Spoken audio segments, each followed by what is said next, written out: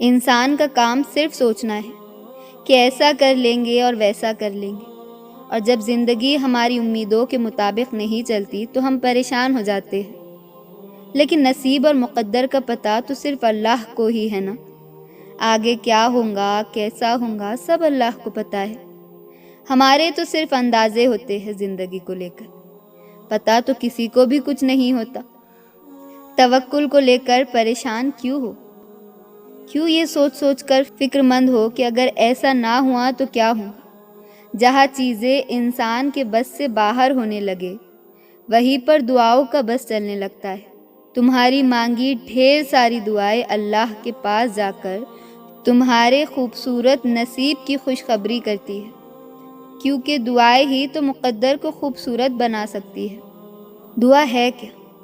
دعا عبادت ہے، دعا شفا ہے، دعا راحت ہے، دعا سکون ہے، دعا بند دروازوں کو کھولنے کا نام ہے، دعا غم کو خوشی میں بدلنے کا نام ہے، دعا اللہ سے مانگنے کو کہتے ہیں، دعا میں دل کا حال بیان کیا جاتا ہے۔ ہم دعا کی طاقت کو بہت ہلکا لیتے ہیں۔ ہم اللہ سے دعا تو مانگ لیتے ہیں، پر ہمارے ذہن میں بے شمار سوالات گردش کرتے رہتے ہیں۔ کیا اللہ میری دعا سنے گا؟ چلے آج پھر ثبوت کے ساتھ بات کرتے ہیں۔ اللہ نے قرآن میں فرمایا ہے، مجھے پکارو، میں تمہاری دعاؤں کو قبول کرتا ہوں۔ سنو، کچھ دعائیں تمہیں بار بار اللہ سے مانگنی پڑتی ہے، کچھ دعائیں اللہ فوراً قبول کر لیتا ہے، کیونکہ وہ دعائیں اللہ کی پسندیدہ ہوتی ہے۔ اس لیے اللہ ان دعاؤں کو تم سے وقتی طور پر دور کر دیتا ہے، کیونکہ وہ دعائیں ہی تمہارا مقدر ہوتی ہے، لیکن تمہارے دل سے انہیں کبھی بھی نکلنے نہیں دیتا، تاکہ تم اللہ سے مانگنا نہ چھوڑو۔ اور ان دعاؤں کے لیے تمہارا سجدہ کرنا اللہ کو بہت پیارا لگتا ہے۔ بس ان کی قبولیت کا جو وقت ہوتا ہے وہ تمہارے سوچے ہوئے وقت سے تھوڑا زیادہ ہوتا ہے۔ اللہ پر بھروسہ رکھو، اور اللہ کارساز کافی ہے۔ تو جب بھی دل بھر آئے اور جب کوئی پریشانی ہو، کسی سے کچھ مت کہو، چپکے سے اپنی پریشانیوں کو اٹھا کر اللہ کی بارگاہ میں حاضر ہو جاؤ، اور چھوٹے بچوں کی طرح رو رو کر اللہ کو اپنے دکھڑے سناؤ، اور پھر سجدے میں سر کو رکھ کر اللہ سے باتیں کرو کہ اللہ جی، میں پریشان ہوں، ختم کر دو نا یہ پریشانی۔ یقین جانو، اس تڑپ کے اگر اللہ سے بات کیا کرو گے نا تو وہ تمہیں اپنی رحمت کے سائے تلے لے لیں گا، اور تمہاری ہر دعا سن لی جائیں گی۔ آزمائش تو تب شروع ہوتی ہے جب کوئی چیز جان سے زیادہ پیاری ہو جاتی ہے، جب اس چیز سے خود سے بھی زیادہ محبت ہو جاتی ہے۔ پھر اللہ اس محبت کا امتحان لیتا ہے کہ آخر اس چیز کے لیے تم کتنا صبر کر پاتے ہو، کہ اس جنون کی حد تک پہنچ پاتے ہو، اور سب سے بڑھ کر یہ کہ کیا تم اللہ کی رضا میں راضی رہ پاتے ہو۔ اللہ کو تمہاری عبادتوں کی ضرورت نہیں ہے، اس کی عبادت کے لیے تو سارا جہان ہے، وہ تو بس تم سے محبت چاہتا ہے۔ تو بتاؤ پھر، جس محبت کا وہ حقدار ہے، کیا تم اسے وہ محبت دے پاتے ہو؟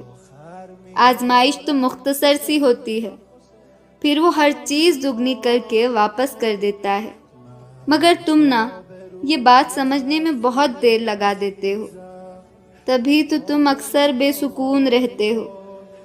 امتحان تو تبھی ختم ہو جاتا ہے جب تم آگے بڑھنا سیکھ جاتے ہو۔ جب آپ کو کوئی مشکل آتی ہے تو پتہ ہے آپ کو سب سے زیادہ کس چیز کی ضرورت ہوتی ہے؟ اللہ سے بات کرنے کی۔ اسے بتایا کرے کہ آپ کیا محسوس کر رہے ہیں، کتنی تکلیف میں ہیں آپ۔ اس سے بات کر لینا، اس کے سامنے رو لینا ہی آپ کے دل میں سکون اتار دے گا۔ اس سے کہیں کہ اللہ میرے لیے آسانی کر دے، دعا کرے، اس سے کہے کہ میں آپ سے دور نہیں ہونا چاہتا، بس آپ کا ساتھ ہونا ہی میرے لیے کافی ہے۔ کبھی اللہ سے محبت کا اظہار کیا ہے؟ کبھی اللہ سے کہا کہ یا اللہ مجھے آپ سے بہت محبت ہے؟ کبھی اللہ تعالیٰ کو بولا کہ آج میں نے آپ کو بہت یاد کیا؟ ہم لوگوں کے پیچھے تو بھاگتے ہیں، لوگوں کو تو ہم یہ سب کہتے رہتے ہیں، مگر اللہ سے نہیں کہتے۔ ہم اپنے آپ میں اتنا گم ہو جاتے ہیں کہ ہم اللہ کو بھلا دیتے ہیں۔ شاید اس لیے اقبال نے کہا ہے، نماز بھی پڑھتے تو ہے پھر سے گناہ کرنے کے لیے، اور ایک اللہ ہے جو ہمارے انتظار میں ہوتا ہے کہ میرا بندہ کب آئے گا مجھ سے باتیں کرنے۔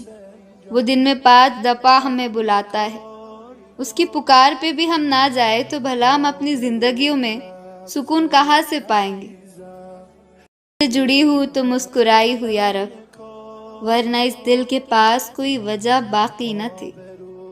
اور جب عارضی محبتوں سے نکل کر تمہیں سجدے کی توفیق مل جاتی ہے تو کوئی وجہ نہیں رہتی اس کے علاوہ مسکرانے کی، نہ کہ تم ان چیزوں کو رو جو تمہاری مسکراہٹ کی وجہ ہوا کرتے تھے۔ نہ غم تھما کرتے ہیں نہ خوشی، لیکن تم بس اپنا ایک رب سے تعلق بنا لو، اپنی مشکلیں اسے بتانا شروع کر دو، اپنی ساری تکلیفیں الجھنیں سجدے میں ہی چھوڑ کر آنا سیکھ جاؤ۔ زندگی تو آسان ہوں گی ہی، لیکن اس کے ساتھ ساتھ آخرت بھی آسان ہو جائیں گی۔ جب رابطہ عرش کے مالک سے ہے پھر خود کو مایوس نہیں کیا کرتے، اس سے جب مرضی بات کر لیا کرتے ہیں۔ جب اسے ہمت مانگی جائے اسے صبر مانگا جائے۔ وہ جانتا ہے میرا بندہ مانگ رہا ہے، میرا بندہ مانگ رہا ہے مجھ سے، میرے علاوہ اور کون دے گا؟ بے شک دعا صرف اللہ سے کی جاتی ہے، تو کیسے نہ دے گا تمہیں وہ سکھ، کیسے چھوڑ دے گا تنہا تم کو؟ جب کوئی نہیں ہوتا تب صرف اللہ ہی تو ہوتا ہے، جب کوئی نہیں سمجھتا تب صرف اللہ ہی تو سمجھتا ہے۔ وہ رگ رگ سے واقف ہے، نہ بھی بتاؤ تو وہ سارے حال خوب جانتا ہے۔ اور جب امید اللہ سے لگی ہو تو ٹوٹنے کا تو کوئی امکان ہی نہیں ہوتا۔ ہر درد، ہر مشکل نے ختم ہونا ہوتا ہے، ہر زخم نے ٹھنڈا پڑنا ہوتا ہے، کیونکہ یہی زندگی ہے۔ وہ کہتے ہیں نا، سدا وقت ایک سا نہیں رہتا، ٹھیک اسی طرح احساسات بھی نہیں رہتے۔ کبھی اگلے، کبھی خود کی غلطی کی وجہ سے ہم کسی بے قدر انسان کو اتنی اہمیت دے دیتے ہیں کہ وہ ٹھیک سے ہمارے پاس رک نہیں پاتا، شاید اسی لیے کہ وہ مخلصی کے لائق نہیں ہوتے۔ اس کو اپنے جیسے ہی ناقدر انسان کی تلاش ہوتی ہے۔ ہاں جائے، وہ ڈھونڈے تم سے بہتر اور خود سے بہتر، کیونکہ احساسات صرف ان کا بدلہ کرتے ہیں جو ہر نئی چیز اور رنگ برنگی محبتوں کے عادی ہو۔ لیکن ٹوٹے انسان کو سنبھلنا ہوتا ہے، اللہ سے دوستی کرنی ہوتی ہے، اسی کو سب بتانا ہوتا ہے۔ تمہارے ٹوٹے دل کو مرہم اسی نے تو دینی ہے، دعاؤں سے اسے ہر الجھن اپنے لب سے بتا کر اس کے سامنے اپنا دل ہلکا کر کے۔ اللہ اکبر، وہ 70 ماؤں سے بھی زیادہ پیار کرنے والا سمیٹ لیتا ہے۔ وہ ہم سب سے محبت کرتا ہے، وہ مجھ جیسے گناہگار بندوں سے بھی محبت کرتا ہے، آپ سے بھی کرتا ہے۔